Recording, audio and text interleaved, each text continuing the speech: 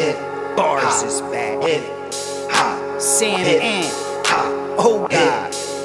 What's up with you? Hip Hop Uncensored is the vibe, so subscribe. Hip Hop Uncensored is the vibe, so subscribe.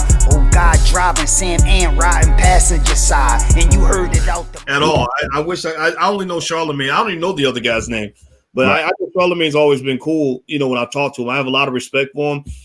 The other guy, I know nothing about him. I can look it up and I can talk about it later, but it ain't even important, and it's all good. It's so okay, that's all cool.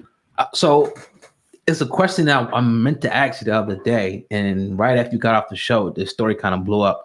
The Cardi B. Now the Grammys happened, and the performance, WAP, Cardi B, Meg Thee Stallion did the performance, and a lot of backlash came out. Yeah. She started going back and forth with Candance Owens. You put a couple of tweets up.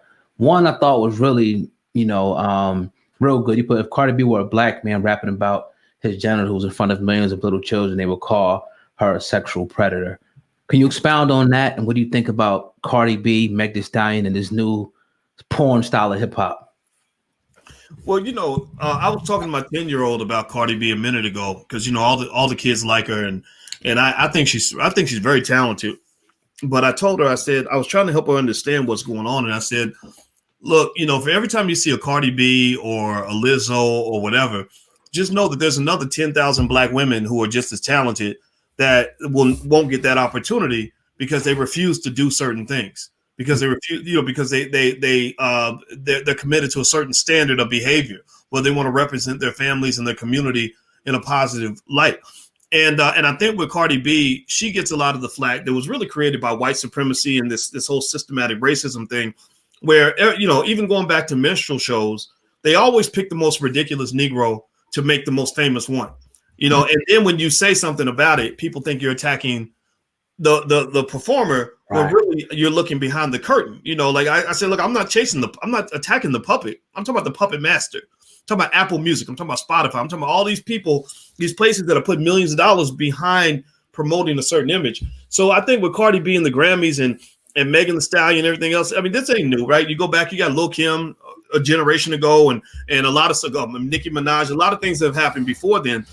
But there is that pattern, and that pattern's always been there. Yeah. And I think that it's not so much about arguing about Cardi B's right to exist. Like, she can exist, she can be out there. The question is, where are all the other alternatives? The other alternatives are not really getting the same level of shine that Cardi B gets. And she's bringing a whole pack of hoes with her. She had that one lady, I forgot what of them, but she's a legit straight up porn star. You know what I'm talking about? Suki something. Yeah, I mean, this lady, I said, damn, like they just throwing all the porn in front of the kids. Like, I mean, this is, whoa.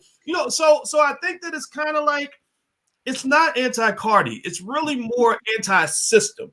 And also it's reminding black people, like, look, just don't start worshiping people just because they're on TV. Sometimes being on TV is a strike against you as much as it's a strike for you.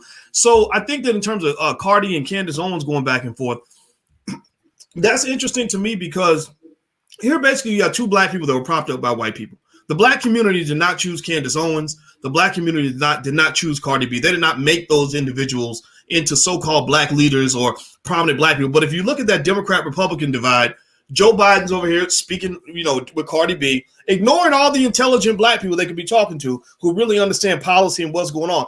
They want to talk to Cardi B. Mm-hmm. And then on the right side, you got Donald Trump asking Candance Owens, what does the black community need? How do you be black? How do I help black people?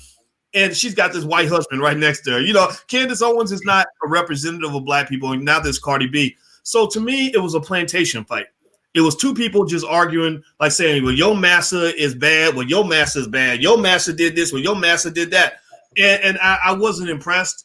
I think overall, they both make good points about each other. Cardi is a person that I like the fact that she was challenged by Candance Owens on the fact that the white people are the ones who are making money off of her, off of what she's doing and who she is as a person, the image she represents.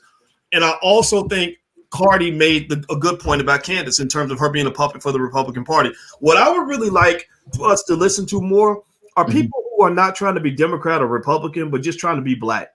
Like, that's it. Just, like, look, I'm not down. And that's why I dug what Ice Cube was doing, because Ice Cube was just like, reparations and racial justice and everything else, that's a bipartisan issue. I'll talk to both parties. And that's what Black people need to do. Stop thinking that you have to pick a side. Just pick your side. That's it. Well said. Definitely appreciate you. The message to the children. How does this affect the children when they get to hear this on the radio? And one thing that Cardi said too that was real true. She's like, the parents should be monitoring what the kids do as well. But on the other hand, the kids that do get, exposed to this, how does that affect them?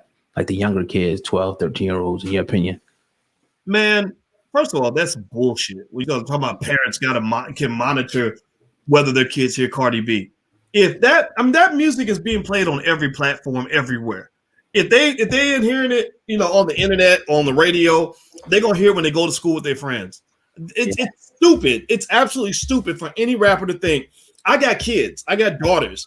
They're very familiar with a lot of things I wish they weren't familiar with because you're putting all that shit on the radio. It doesn't mean that it's all bad and everything has to be gospel music. But come on, man. Let these girls be children before you start telling them how wet your pussy is. Like, I hate that. Right.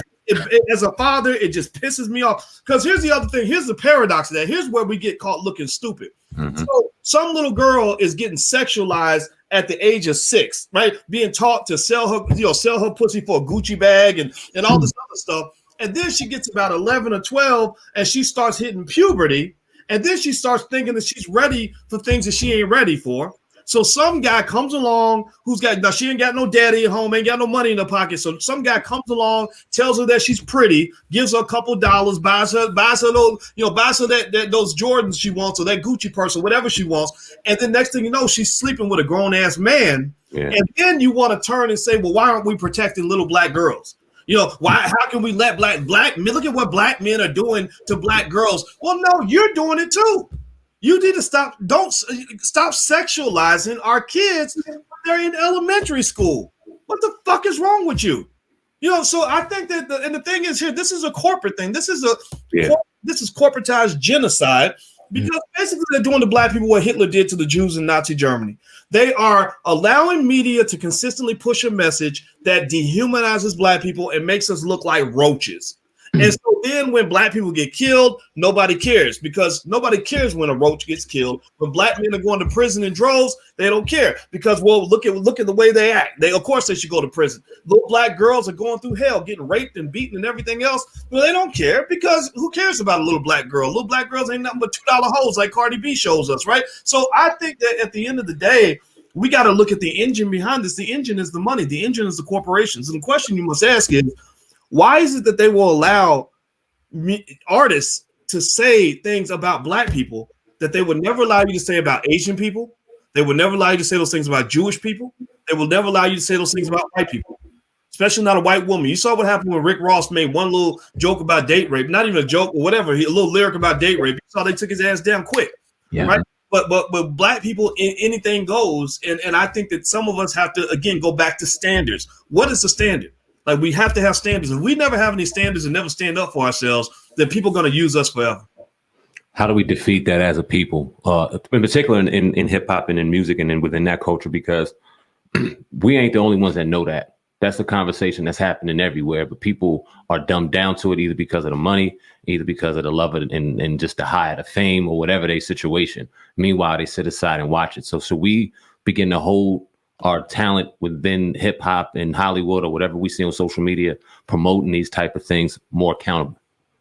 Yeah, well, you know what's really great, to be optimistic on it is that's already happening. Yeah. Now social media has elevated the voices of the masses, and you're finding that that there's now a conflict and a contrast between what celebrities are saying and what people are saying. So, Beyonce might say something that's kind of silly, and Tariq Nasheed might come along and counter that, right? Or Vicky Dillard or somebody like that.